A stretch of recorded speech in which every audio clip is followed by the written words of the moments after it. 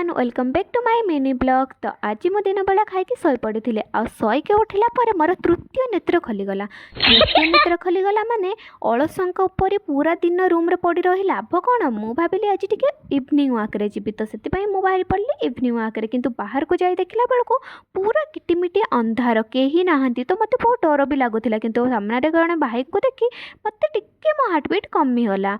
किंतु मु तो इवनिंग वाक रे आसी नथिली, मु फुल गटेइबाकू आसीथिली। छाड़ से सब कथा आपण मानकु तो जना अछि मते क्यूट क्यूट फुल केते भल लागे, तो सेते पई ताको आनी मु टिके मो कान रे लगेइ देली स्टाइल मारिया पई। ये खाली फुल नथिला, ये हमर झियो मानकर लव लैंग्वेज। रूम को रिटर्न करिया परे मते बहुत जोरे भोक लागितला, सेते पई टिके सोयाबीन को मु पियाज टमाटो पके कि भल से भाजी खाइया को लागी पड़ली। पूरा जेमिति मु डाइटिंग करूथली, किंतु डाइटिंग फाइटिंग भाड़ में जाए मु से सब करेनी।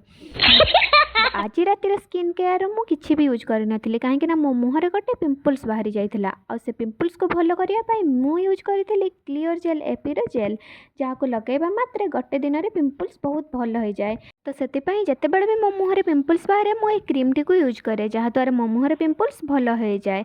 गोटे दिन रे तो भल हुएनी, बट 2-3 दिन रे आराम से पूरा भल हो जाए। जदि मो वीडियो आपण मान को भल लागि थाए ताले मो चैनल को सब्सक्राइब कर देबे। Bye bye.